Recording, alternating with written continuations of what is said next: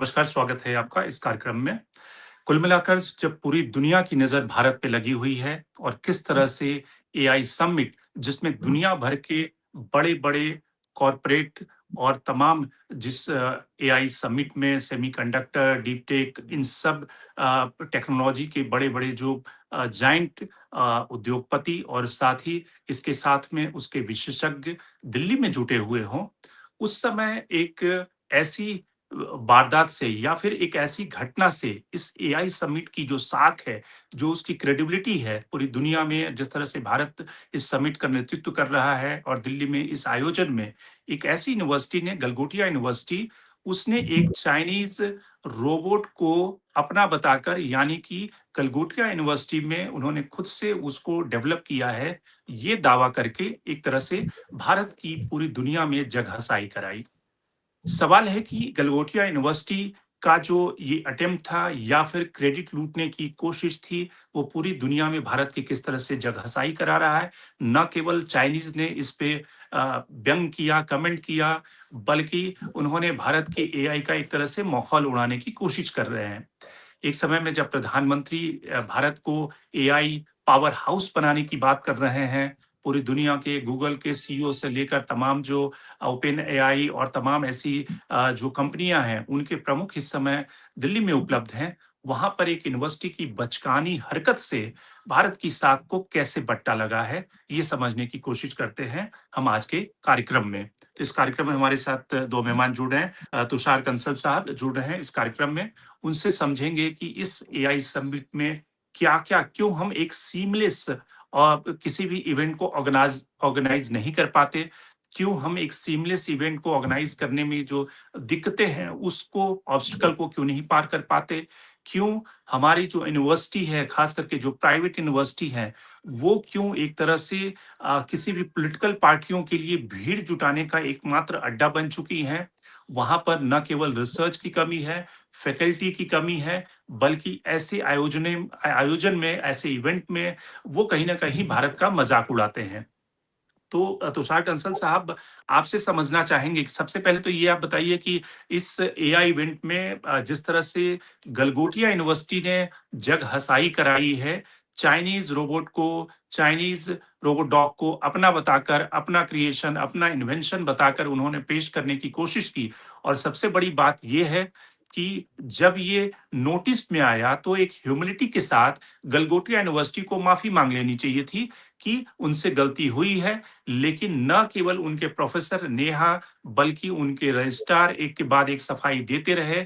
वो ये समझाते रहे पूरे देश को और दुनिया को कि डेवलप करने और डेवलपमेंट में अंतर होता है और शायद स्लिप ऑफ टंग की वजह से ये मिस्टेक हुआ है, जो कि प्रोफ़ेसर नेहा ये बताना चाहती थी। हमारे जो छात्र हैं, उस रोबोडॉग पर एक तरह से उस डेवलपमेंट प्रोसेस का हिस्सा हैं, उस पे एक्सपेरिमेंट कर रहे हैं। ये वो बताने की यानी कि सफाई देने की कोशिश करते रहे।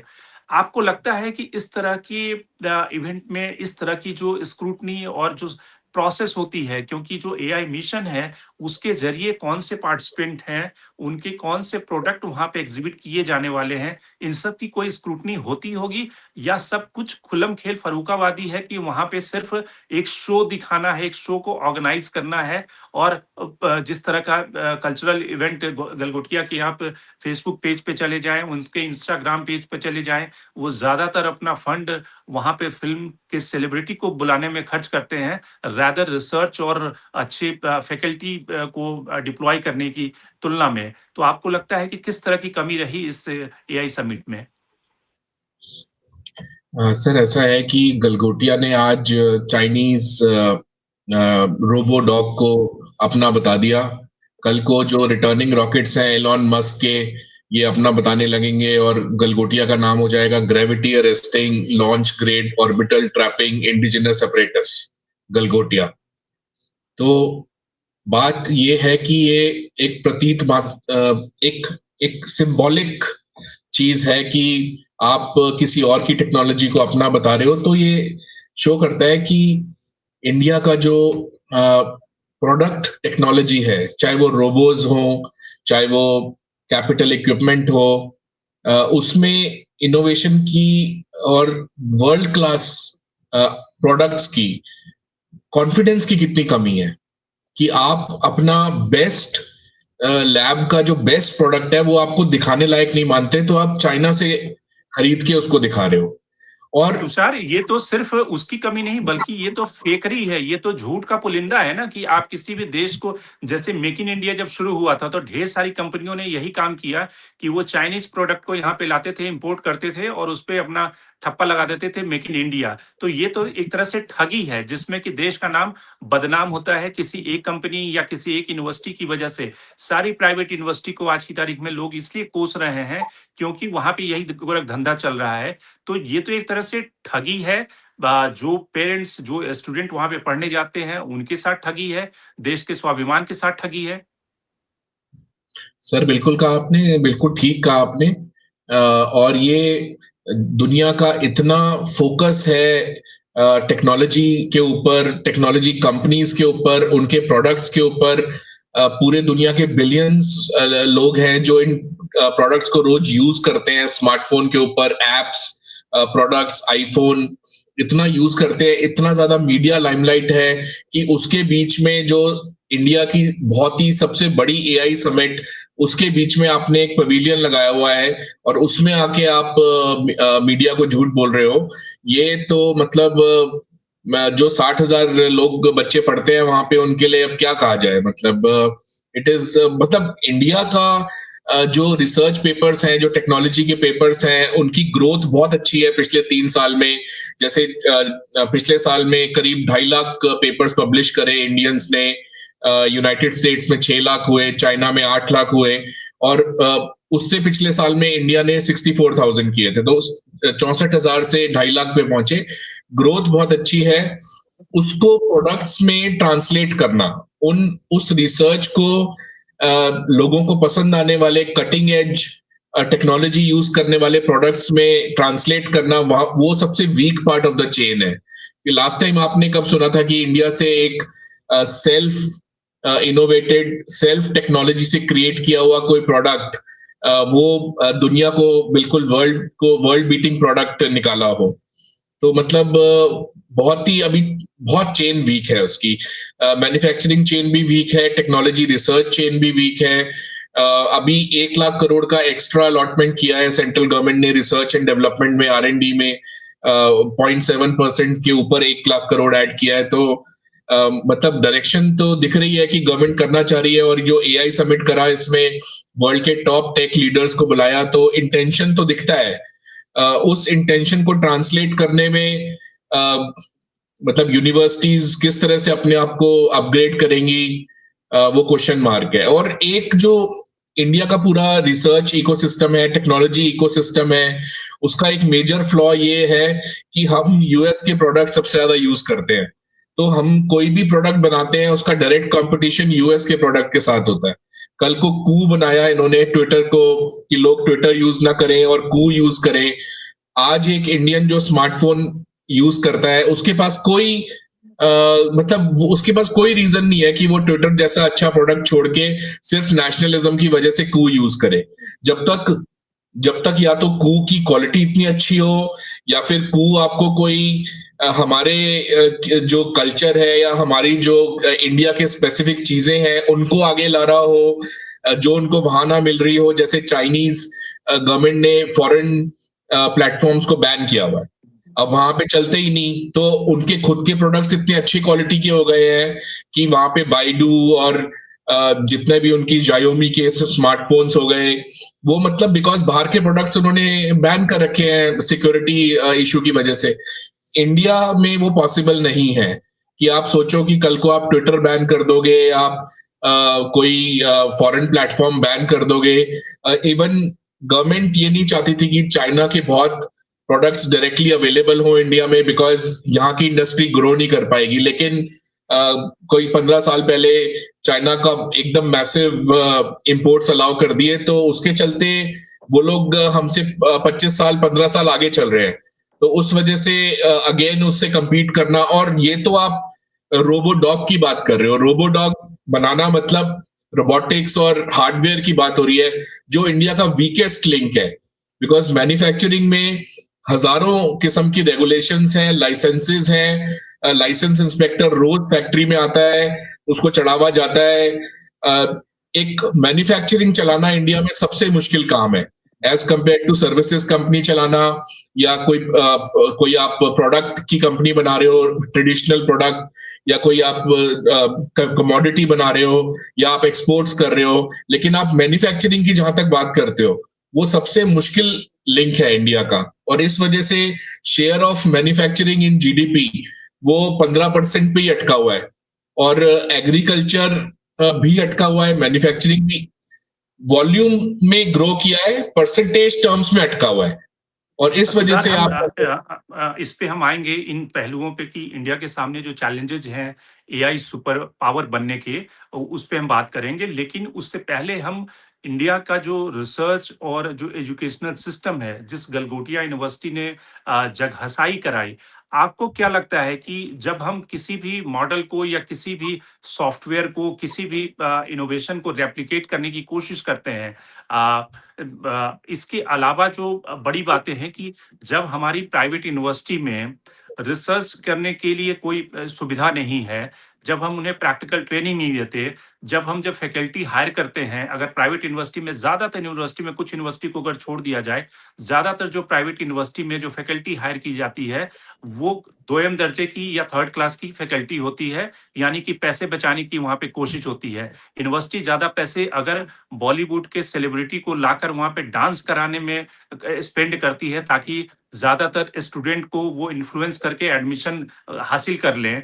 और पॉलिटिकल पार्टियों के लिए भीड़ में उन्हें भेजा जाता है, भीड़ जमा करने के लिए। आपको याद होगा कि 2024 के चुनाव के दौरान कांग्रेस ऑफिस के बाहर इसी गलगोटिया यूनिवर्सिटी के कुछ छात्र जाकर प्रदर्शन कर रहे थे, जब प्रधानमंत्री ने वेल्थ के रिडिस्ट्रीब्यूशन की बात कही थी। इसी गलगोटिया यूनिवर्सिटी के एक छात्र ने इस पे रिसर्च पेपर दाखिल किया हुआ है कि किस तरह से थाली बजाने से कोरोना दूर हो सकता है, उसका वायरस साउंड रेजोनेंस और उस टेक्निक से दूर हो सकता है। तो जब इस तरह के रिसर्च की हालत होगी, जब इस तरह की यूनिवर्सिटी जिसका कि एजेंडा ही कुछ और है, ना कि पढ़ाई एजुकेशन करना है, नेताओं के, कार्यकर्ताओं के बच्चे वहां पे आसानी से डिग्री मिल जाए, उनके लिए यूनिवर्सिटी बनाई जाएगी, तो हम किस रिसर्च की और किस इनोवेशन की बात कर रहे हैं कि यूनिवर्सिटी से निकलेगा? अगर गलगोटिया यूनिवर्सिटी 1000 पेटेंट फाइल करती है, क्योंकि एक पेटेंट फाइल करने के लिए 5 लाख की भारत सरकार देती है और उन्हें सहायता मिलती है, पूरे आईआईटी को मिलाकर उतने पेटेंट नहीं फाइल किए गए हैं, तो ये तो पूरी मौकरी, फॉर्जरी और फेकरी चल रही है कुल मिला के। ये बिल्कुल आपने बहुत ही पते की बात कही कि इंडिया का जो एजुकेशन सिस्टम है वो मतलब उसका पूरा इंटेंशन ही ये है कि किसी तरह से सर्टिफिकेट मिल जाए, डिप्लोमा मिल जाए, डिग्री मिल जाए, मतलब पेपर के लिए पढ़ाई। जेन्युइन एजुकेशन, जेन्युइन रिसर्च, मतलब आईआईटी को छोड़ दो तो और थोड़े बहुत कॉलेजेस छोड़ दो जो कि लेगेसी रीजंस की वजह से बहुत अच्छे टीचर्स हैं वहां पे, इंडियन इंस्टीट्यूट ऑफ साइंस हो गया, Tata institute of fundamental research हो गया, लेकिन बाकी जो कॉलेजेस हैं आप सोच भी नहीं सकते, आप इमेजिन भी नहीं कर सकते कि किसी टीयर 2 टीयर 3 यूनिवर्सिटी में या कॉलेज में या इंस्टीट्यूट में आपको एआई का टीचर मिलेगा, मशीन लर्निंग का टीचर मिलेगा, डेटा साइंस का टीचर मिलेगा। और जो ये ऑनलाइन प्लेटफॉर्म्स शुरू हुए एडटेक कंपनीज कोविड के बाद, वो उसी को लेके उन्होंने काफी कोशिश की कि हम मतलब उसके अंदर कुछ कोर्सेज प्रोवाइड करें, जो फॉरेन भी है, एडेक्स हो गया, कोर्सेरा हो गया, खान अकेडमी हो गया, इंडिया के। लेकिन आप देखो बायजूस ने सारा फोकस कोचिंग में डाल दिया, ये आईआईटी की कोचिंग।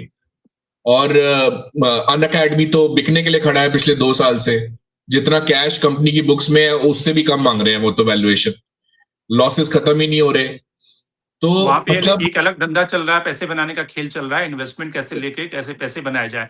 लेकिन बिल्कुल जब एआईसीटीसी जैसी ऑर्गेनाइजेशन होती है, जब यूजीसी जैसी संस्थाएं होती है, जब मेडिकल काउंसिल जैसी संस्थाएं होती हैं, वो खेतों में इंजीनियरिंग कॉलेज को खोलने की अनुमति देते हैं और उन खेतों में जो कंप्यूटर साइंस का टीचर है, फैकल्टी, उसको कंप्यूटर ऑपरेट तक नहीं करना आता। ऐसे भी हमने देखे हैं टीचर। आप समझिए कि किस तरह की व्यवस्था चल रही है।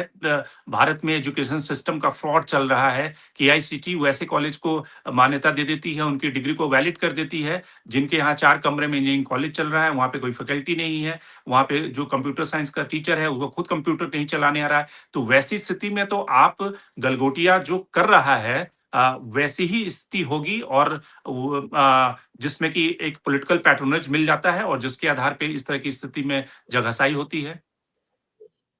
बिल्कुल सर, मेरे एक क्लाइंट हैं जो क्लिनिकल रिसर्च में उनका इंस्टीट्यूट है और इंडिया में सबसे पहले उन्होंने शुरू किया था। तो वो ये कहते हैं कि सर, आप एजुकेशन में घुसोगे ना, आपको सारे फाउंडर्स बिल्डर्स दिखेंगे, जिन्होंने किसी तरह से जमीन ले ली और बिल्डिंग बनानी आती थी, बाद में लाइसेंस चाहिए था तो कर लिया। मतलब फॉरेन एजुकेशन में क्या होता है कि प्रोफेसर पूरा चैप्टर टीच नहीं करता, वो आपको थोड़ा सा बता देता है, फिर कहता है कि इस हफ्ते मुझे रिसर्च करके सबमिट कर देना। वो उनका पेडागॉजी वो है कि आप रिसर्च खुद करो और सबमिट करो, ताकि ओरिजिनल ब्रेन्स डेवलप हो। और यहाँ पे क्या है कि आप 6 महीने बाद पेपर आएगा, 5 महीने कुछ मत करो, आप अटेंडेंस करो। और एक क्लास में 100 बच्चे, 50 बच्चे, मतलब as long as interactive class हो तो सेंस समझ में आता है कि 50 बच्चे, 100 बच्चे अपने अपने आइडियाज थ्रो कर रहे हैं। लेकिन आप किसी को बोलने देते नहीं, आप सिर्फ अपना पढ़ा के चले जाते हो, क्योंकि आपकी खुद की स्किल इतनी नहीं है टीचर की कि वो एक्चुअली इंटरेक्टिव तरह से पढ़ा सके किसी सब्जेक्ट को।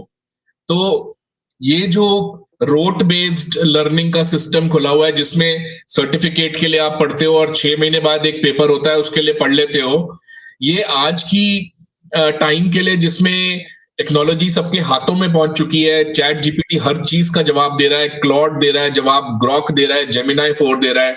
तो उसके चलते कब तक ये जो ये स्ट्रक्चर्स बने हुए हैं यूनिवर्सिटी के, ये बिल्डिंग्स हैं जिसके अंदर टैलेंट नहीं है टीचर्स में, और बच्चे खुद ही पढ़ के कुछ कुछ ना कुछ करे जा रहे हैं, जिसने अच्छे हाथ पैर मार लिया वो निकल गया वाली कहानी है, कि भाई मैंने अच्छी मेहनत कर ली थी, खुद ही कर ली थी। तो मुझे लगता है इसके अंदर बहुत ही चेंज की जरूरत है। इंडियन एजुकेशन सिस्टम पता नहीं कौन से जमाने में जी रहा है। ये वैसे ब्रिटिशर्स ने दिया था इंडिया को, लेकिन उन लोगों ने तो अपना चेंज कर लिया था टाइम से कि ये ठीक नहीं है, ये फैक्ट्री मॉडल ठीक नहीं है कि स्कूल की एक क्लास के अंदर 50 बच्चे होते हैं और कोई अपना क्रिएटिविटी शो नहीं कर सकता, क्रिएटिव माइंड बोल नहीं सकता, क्योंकि 50 बच्चे हैं तो पॉसिबल ही नहीं है। कोई लो आईक्यू का है, कोई हाई आईक्यू का है, कोई किसी को धीरे समझ में आता है, किसी को।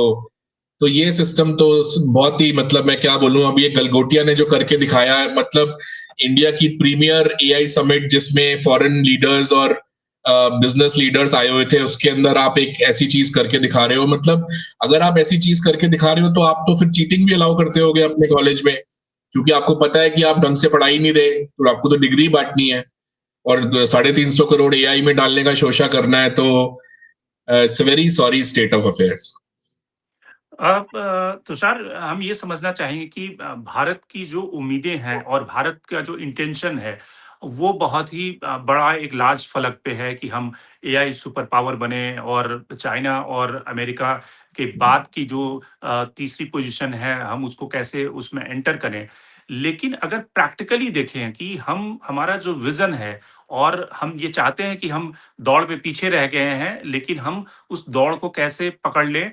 लेकिन हमारे पास जो प्रॉब्लम है, हमारे जो पॉलिसी फ्रेमवर्क है, हमारे पास चिप नहीं है, हम चिप बनाने की स्थिति में नहीं है, हम उसके लिए कोशिश कर रहे हैं। जीपीयू हम इंपोर्ट करेंगे, हमारे पास डेटा सेंटर नहीं है, हमारे पास इलेक्ट्रिसिटी नहीं है। इन सारे लिमिटेशंस के बाद भी आपको लगता है कि हम एक उस तरह की जो एआई सुपर पावर की जो रेस चल रही है, उसमें हम कैसे जीतेंगे या कैसे सही पोजीशन पे पहुंचेंगे? आपको लगता है कि भारत सरकार का इस साल का ही जो बजट में डिप्लॉयमेंट है एआई मिशन के लिए, वो अगर अमेरिका और दूसरी दुनिया की दूसरे मुल्कों की तुलना में तुलना करें तो बहुत ही पीनट के बराबर है।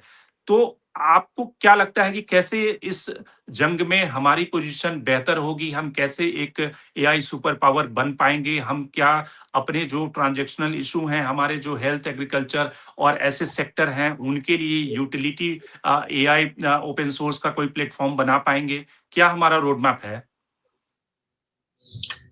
सर इसका जवाब मुझे थोड़ा सा एक्सप्लेन करना पड़ेगा। बेसिकली क्या है कि जो आप एल्गोरिथम क्रिएट करते हो, जो इंटेलिजेंट होता है, आर्टिफिशियल इंटेलिजेंस होती है, वो वर्क करता है कि उसको डेटा कौन सा कितना डेटा मिला हुआ है उसके ऊपर वो अपने आप को ट्रेन करता है, और उसको कंप्यूट कैपेसिटी कितनी मिली हुई है। तो एक रिसर्च आई थी कुछ साल पहले यूएस में कि अगर आपका एल्गोरिथम अच्छा नहीं है लेकिन आप उसके पीछे बहुत सारे वो लगा देते हो, चिप्स लगा देते हो, माइक्रो प्रोसेसर्स लगा देते हो, तो तब भी आपको बेटर आंसर्स मिलने शुरू हो जाते हैं। तो इस थ्योरी के चलते जो ये बड़ी कंपनीज है, ट्रिलियंस ऑफ डॉलर्स में जिनका वैल्यूएशन चलता है, इनवीडिया, माइक्रोसॉफ्ट, एलॉन मस्क की कंपनीज हो गई, अमेजॉन हो गई, गूगल हो गया, तो इन सब ने कंप्यूट कैपेसिटी पे खेलना शुरू कर दिया कि बड़े बड़े डेटा सेंटर्स लगाओ, बड़ी उसको इलेक्ट्रिसिटी प्रोवाइड करो, न्यूक्लियर पावर प्लांट के साथ टाई अप कर लो कि पूरी इलेक्ट्रिसिटी, और ब्रूट कंप्यूटिंग पावर के ऊपर खेलना शुरू कर दिया, जिसमें मतलब ट्रिलियंस ऑफ डॉलर्स का इन्वेस्टमेंट चाहिए। और उस इन्वेस्टमेंट के ऊपर जो रिटर्न आएगा कि कस्टमर कितना पे करेगा, कस्टमर अभी उतना पे कर नहीं रहा जितना ये इन्वेस्टमेंट लगाई जा रहे हैं। और 5 एस्पेक्ट्स होते हैं एआई के अंदर। सेमीकंडक्टर्स, उसमें इंडिया बहुत वीक है चेन में। एनर्जी, उसमें इंडिया मतलब जिस स्पीड से डेटा सेंटर की वो बात यूएस में होती है वो इंडिया एकदम से नहीं कर सकता। कर सकता है क्योंकि सोलर है, सोलर काफी ग्रोथ है, 250 गीगावाट से ज्यादा हो गया है सोलर, कर सकता है। मॉडल्स में सर्वम है, वो गवर्नमेंट पुश कर रही है कि 2000 पैरामीटर वाला बन जाए, वो लोग 1 लाख पैरामीटर वाला बना रहे हैं। उसके अंदर लेकिन काम हो सकता है क्योंकि ब्रेन अवेलेबल है। इंफ्रास्ट्रक्चर के अंदर अगेन डेटा सेंटर्स किस स्पीड से लगेंगे, बहुत पैसा लगता है। इवन रिलायंस ने बहुत बड़ा डेटा सेंटर अनाउंसमेंट नहीं किया, तो अगर रिलायंस ही इतना बड़ा नहीं कर रहा तो प्राइवेट लोग कितना लगाएंगे, it's a question mark. Application किया है डेटा सेंटर के लिए, अदानी ने किया है, रिलायंस ने किया है, दोनों ने। इन जो एप्लीकेशंस हैं उसमें इंडिया का बहुत अच्छा परफॉर्मेंस है। जितनी एप्लीकेशंस इंडिया में अवेलेबल है, it is really very good. और आपने देखा होगा 15 दिन पहले इंडियन आईटी कंपनीज के स्टॉक गिरे थे 15% 10% क्योंकि एंथ्रोपिक ने क्लॉड जो उसका एआई टूल है, उसने एक ऐसा वर्जन लॉन्च किया था जो लीगल और बैंकिंग को बहुत ही एफिशिएंटली सॉल्व कर देता है। उसके लिए आपको लाखों एम्प्लॉइज की, हजारों एम्प्लॉइज की जरूरत नहीं होती। तो डायरेक्शन वो है। कितना इंफ्रास्ट्रक्चर का पैसा इंडिया, यूएस वाला पैसा इंडिया नहीं लगा सकती, वो पॉसिबल ही नहीं है। They are talking in trillions of dollars, and our financial system जो है हमारा वो इस टाइप का नहीं है कि ट्रिलियंस ऑफ डॉलर्स आप बिना रिटर्न के फ्यूचर के लिए लगाए। आप यू कीप ऑन पुटिंग, वो एक यूएस या चाइना ही लगा सकता है। लेकिन चाइना ने इसमें एक अच्छी बात ये करी थी कि उन्होंने डीप सीक जब लॉन्च किया था, तो डीप सीक ने बहुत ही कम कंप्यूट कैपेसिटी में एल्गोरिथम की एफिशिएंसी की वजह से बहुत अच्छा प्रोडक्ट लॉन्च कर दिया था। तो चाइना ने ये दिखा दिया कि जो काम आप बिलियंस में कर रहे हो वो मिलियंस में भी हो सकता है। तो वहां पे इंडिया का स्कोप है कि इंडिया ब्रेन पावर यूज करके करे। लेकिन आईटी कंपनीज के जो स्टॉक गिरे वो आपको बता रहा है कि आईटी कंपनीज उस टाइप से इनोवेशन नहीं कर रही है, वो शेयर बायबैक कर रही हैं। इन्फोसिस ने 18,000 करोड़ का शेयर बायबैक करा है। जो 18,000 करोड़ एआई में जा सकता था, कंप्यूट कैपेसिटी में जा सकता था, डेटा सेंटर में जा सकता था, एप्लीकेशंस में जा सकता था, why did it go to share buyback? क्यों जरूरत पड़ी आपको शेयर बायबैक करने की? क्योंकि आप इनोवेशन में लगा नहीं रहे उस पैसे को, और जो फाउंडर्स हैं वो चाहते हैं शेयर का प्राइस ऊपर रहे, इनोवेशन के ना हो तब भी शेयर ऊपर रहे, तो आप शेयर बायबैक में लगा रहे हो कमा कमा के। ये मैं कहूंगा कि एजुकेशन सिस्टम को बहुत चेंज करने की जरूरत है। और अभी सिर्फ थोड़ी थोड़ी एक्सेलेंस की जगहें हैं जहां से कुछ ना कुछ एक्सेलेंट हो जाता है। लेकिन अगर आप लार्ज देखो, टियर 2 टियर 3 देख लो, गलगोटिया तो ग्रेटर नोएडा में है, मतलब ऐसा कोई टियर 2 भी नहीं है। उसके बाद भी वो अगर इनोवेशन में इस लेवल का, मतलब 60,000 बच्चे पढ़ रहे हैं, तो क्या मैसेज गया होगा? मतलब ग्लोबल कम्युनिटी की सारी नजर थी इस समिट पे, क्या मैसेज गया होगा उसके लिए? ये तो निर्भया मूवमेंट है, जैसे निर्भया कांड हुआ था, उसके बाद पूरी दुनिया के लोगों ने इंडिया को रेप रेप कंट्री का टैग दे दिया था। तो ये उस लेकिन टाइप तुषार, इसके साथ का। ठीक है, गलगोटिया जैसी एक इंसिडेंट हो जाती है जो हमें शर्मसार करती है, लेकिन इसके समानांतर, इसके पैरेलल सर्वम जैसी जिसको कि इनोवेशन भी हो रही है। और जब सर्वम का आज कार्यक्रम था, उसमें लोग कह रहे थे कि इतने ज्यादा लोग थे, डेलीगेट्स थे, और पूरी दुनिया के, कि पेरिस के एआई समिट से ज्यादा लोग थे उस के लॉन्च के मौके पे। तो सर्वम की जो स्टोरी है वो किस तरह से आपको अनफोल्ड होती हुई दिख रही है? क्योंकि 8 महीने जब उन्होंने किया था पिछले साल, तो ऐसा भी मौका आया था कि उनके 23 और 24 डाउनलोड हो रहे थे। और आज की तारीख में सर्वम, जिसके साथ भारत सरकार काम कर रही है, और वो जिस तरह के प्लेटफॉर्म डेवलप करने की कोशिश कर रहे हैं, उसकी स्टोरी के बारे में भी थोड़ा दर्शकों को बताएं। सर आप देखो ना, इंडिया का इनहेरेंट फ्लॉ ये है कि आपका यूएस से कंपैरिजन है। आपकी सारी लैंग्वेजेस, ये जो यूएस के टूल्स हैं, chat GPT, Grok, Gemini, Claude, सब ने आपकी लैंग्वेजेस में वर्जन डाला हुआ है कि जो डेटा वो इंग्लिश में प्रोवाइड कर रहे हैं वो आपको सेम डेटा आपकी लैंग्वेज में प्रोवाइड कर सकते हैं। तो नेशनलिज्म थंपिंग थंपिंग के लिए आपका सर्वम एआई गवर्नमेंट कर सकती है, लेकिन अगेन उसके पीछे कंप्यूट कैपेसिटी लगानी पड़ेगी, उसको डेटा देना पड़ेगा, उसको आपको पूरे पावर एम्प्लॉइज देने पड़ेंगे, और कितने पैरामीटर्स पे आप उसको रन कर रहे हो उसके लिए पूरा सेटअप गवर्नमेंट कितना करेगी? प्राइवेट सेक्टर को ही करना पड़ेगा। लेकिन प्राइवेट सेक्टर को इंसेंटिव क्या है? आज वो बिलियंस लगाए, उसका कंपटीशन है चैट जीपीटी से, ओपन एआई से कंपटीशन है, माइक्रोसॉफ्ट से। तो इसलिए तो वो लगाते ही नहीं, इसलिए तो वो कहते हैं कि यार इतनी महंगी गेम में घुसेंगे कल को फंसेंगे, तो इस वजह से वो लगाते नहीं है। बट मैं नेशनलिस्ट हूं, मेरे को सर्वम एआई का बहुत अच्छा लगा कि उन्होंने एक इंडिजिनियस लैंग्वेज का एलएलएम बनाया और वो उसके ऊपर काम कर रहे हैं। और एक टाइम था जब जो स्टेट गवर्नमेंट्स के स्कूल्स थे ना, वो इंग्लिश नहीं पढ़ाते थे, और वो इंग्लिश नहीं पढ़ाते थे, तो जब उनके बच्चे 12वीं से निकलते थे तो वो ग्लास सीलिंग हिट हो जाती थी कि एजुकेशन तो इंग्लिश में है, कॉलेज तो इंग्लिश में है, पोस्ट ग्रेजुएशन तो इंग्लिश में है, कॉर्पोरेट्स तो इंग्लिश में काम करते हैं। आपने ज्यादा हिंदी बोल दी या लोकल लैंग्वेज बोल दी आपने इंटरव्यू में, तो आपको लेंगे नहीं, चाहे आप जितने इंटेलिजेंट हो, चाहे आपकी कम्युनिकेशन स्किल जितनी अच्छी हो। तो उसके बाद गवर्नमेंट ने थोड़ा थोड़ा कि नहीं, हम कुछ कोर्सेज कन्वर्ट करके कॉलेज के इंजीनियरिंग भी हम हिंदी में लॉन्च करेंगे। तो और स्टेट्स ने क्या करना शुरू कर दिया कि हम गवर्नमेंट स्कूल में इंग्लिश भी पढ़ाएंगे। तो आपका पूरा जो इकोसिस्टम है वो इंग्लिश स्पीकिंग कंट्रीज को सपोर्ट करता है। तो उसमें नेशनलिज्म की डेफिनेशन आपको ढूंढनी पड़ेगी ना, चाहे वो एजुकेशन में हो, चाहे वो आईटी कंपनीज में हो, चाहे कॉर्पोरेट्स में हो। आप हु इज इंडिया, वो तो आपको ढूंढना पड़ेगा ना निकाल के उसमें से। लेकिन आप ये अच्छा, सोचो कि नहीं हमारा डेवलप नहीं हो रहा क्योंकि क्योंकि ये कमियां तो इतनी ज्यादा है कि मैंने चैट जीपीटी पे सर्च करा what are the pain points in AI in India, तो मेरे पास तो पूरे 50 पेन पॉइंट पढ़ के लग रहा था कि भाई इंडिया में आज तक कुछ हुआ ही नहीं। अच्छा तो तुषार, ये बताइए कि जो विनोद खोसला साहब जो कह रहे हैं कि 2050 तक तो कोई जैसे ह्यूमन जॉब की कोई जरूरत ही नहीं होगी, क्योंकि ये सारा काम एआई कर लेगा, और 2030 तक तो आईटी सर्विसेज बंद हो जाएगी, जिसका कि रिफ्लेक्शन जो आईटी कंपनियां हैं, जिसका आप जिक्र कर रहे थे कि वो अब जो हायरिंग है, जो इन्फोसिस से हायरिंग करता था कि अच्छा 20,000 इंजीनियर हायर कर लिए, 25,000 कर लिए, वो हायरिंग एक तरह से ठप हो गई है, लोग निकाले जा रहे हैं वहां पे। लेकिन आईटी कंपनियां अपने शेयर को उछालने के लिए किस तरह से बाईबैक कर रही है। तो क्या सचमुच आपको लगता है कि आईटी सर्विसेज, जो कि भारत की इकोनॉमी का एक बड़ा बैकबोन था, वो धीरे धीरे खत्म होने वाली है इस एआई रिवॉल्यूशन के बाद, या फिर उसमें गुणात्मक परिवर्तन हो जाएगा?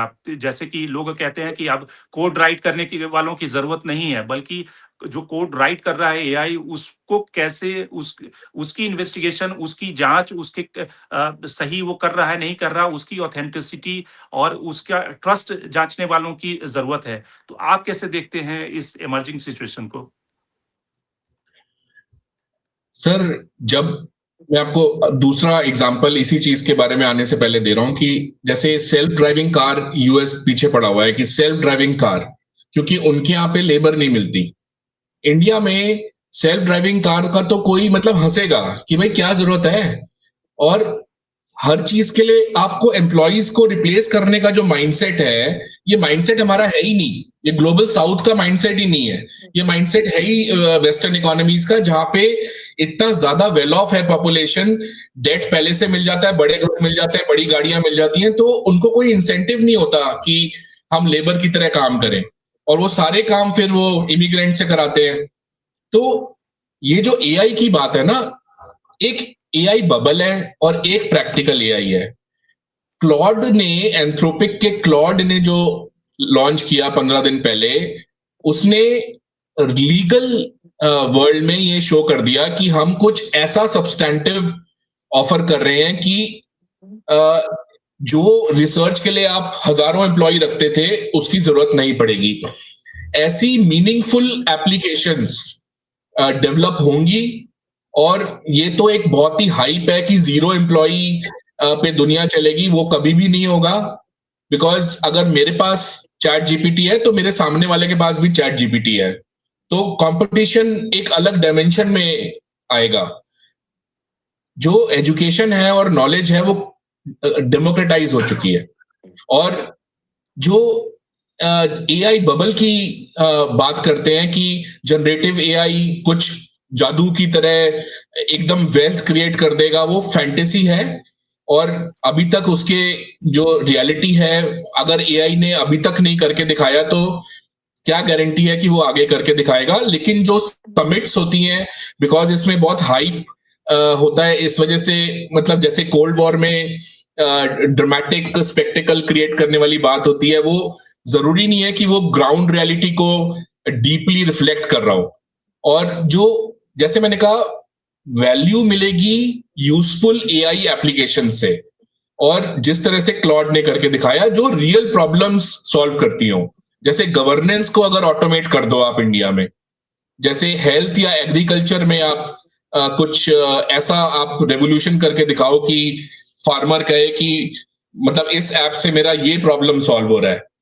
और जो रिक्वायरमेंट है ना, इंडिया हमेशा बैलेंस्ड बात करता है, कभी भी एक्सट्रीम कैपिटलिस्ट, एक्सट्रीम लेफ्टिस्ट बात नहीं करता। तो अगर इंडिया का मैं आपको व्यू बताऊं तो वो है मेजर्ड और पर्पस ड्रिवन आर्टिफिशियल इंटेलिजेंस। मतलब प्रैक्टिकल कंटेक्चुअल प्रॉब्लम्स को सॉल्व करने वाली, जिसका ह्यूमंस को बेनिफिट हो। Humans are in the centre, technology is not in the centre. The technology should be for the human. तो उस बिल्कुल। केस में मुझे लगता है कि बाकी जो ज्यादा बज है इसके अंदर, बहुत ही ज्यादा उसमें लाइमलाइट है, उसकी वजह से ओवर इन्वेस्टमेंट सपोर्ट कर रही है मार्केट। यूएस की स्टॉक मार्केट भी ओवर इन्वेस्टमेंट सपोर्ट कर रही है। लेकिन जैसे ही इनके नंबर्स आते हैं, जैसे ही ओपन एआई की फाइनेंशियल्स आते हैं, जैसे ही ऑरेकल की परफॉर्मेंस आई, स्टॉक गिरा एकदम से। क्योंकि आप मांग रहे हो ट्रिलियन स्टॉक मार्केट से और एक्चुअल में पब्लिक देने को तैयार नहीं है। एयरटेल के साथ परप्लेक्सिटी ने टाई अप किया हुआ है, जियो के साथ चैट जीपीटी ने टाई अप किया हुआ है, फ्री 1 साल का अवेलेबल है। तो कस्टमर तो बिल्कुल। मजे मार रहे तो हैं कि मेरे को तो फ्री अवेलेबल है। ये बिल्कुल, है। तो ये कुल कुल मिलाकर जो एआई समिट और जो हमारी भारत की जो चैलेंजेज हैं, भारत के सामने जो बड़े प्रश्न हैं, वो इनोवेशन पे कैसे अपनी हम स्पेंडिंग बढ़ाएं, कैसे रिसर्च पे हम अपनी स्पेंडिंग बढ़ाएं, कैसे यूनिवर्सिटी में, आईआईटीज में और हमारे जो ग्लोबल इंस्टीट्यूशन हैं वहाँ पर कैसे रिसर्च को प्रमोट करें। कई अखबारों में मैं इंटरव्यू देख रहा था कि कई सारे एआई की जो संस्थाएं हैं जो काम कर रही हैं उस फील्ड में, उनके जो सीईओ हैं ये कह रहे हैं कि भारत में अभी भी पीएचडी के जो मैथमेटिक्स के पीएचडी करने वालों की संख्या बहुत ही कम है। चाइना में बहुत ज़्यादा है और शायद इसलिए चाइना का जो सक्सेस है सेमीकंडक्टर को लेकर, डीप टेक को लेकर, वो इतना ज़्यादा, इतना बेहतर कर रहा है। तो भारत को इन सारे जो चुनौतियां हैं उस पे काम करने की ज़रूरत है और उसमें शायद गलगोटिया जो मॉडल है वो भारत को कहीं भी एआई उड़ान में नहीं आगे पहुंचाएगा, क्योंकि जिस इंस्टीट्यूट, जिस संस्थान का मकसद केवल पैसा कमाना है, वहां पर न तो रिसर्च होती है, न वहां पे जो फैकल्टी के ऊपर स्पेंडिंग है यूनिवर्सिटी का, उनका ध्यान सिर्फ ज्यादा एडमिशन और ज्यादा पैसा बटोरने पर है। ऐसे निश्चित रूप से जो निजी संस्थान हैं, उनमें रिसर्च को बढ़ावा देकर ही, उनमें रिसर्च के लिए पुश देकर, जो हमारी रेगुलेटरी ऑर्गेनाइजेशन है, उनके लिए जरूरी है कि ऐसी ऑर्गेनाइजेशन, ऐसी संस्थाओं के लाइसेंस को कैंसिल करें या फिर उन्हें प्रेरित करें कि वो रिसर्च पे ज्यादा स्पेंड करें। तभी भारत में एक, जिसको इकोसिस्टम कहते हैं, वो इकोसिस्टम बन पाएगा। तो आज के कार्यक्रम में इतना ही। देश और दुनिया की बाकी खबरों के लिए आप बने रहिए डायलॉग्स के साथ। तुषार कंसल जी, आपका बहुत बहुत धन्यवाद हमसे जुड़ने के लिए।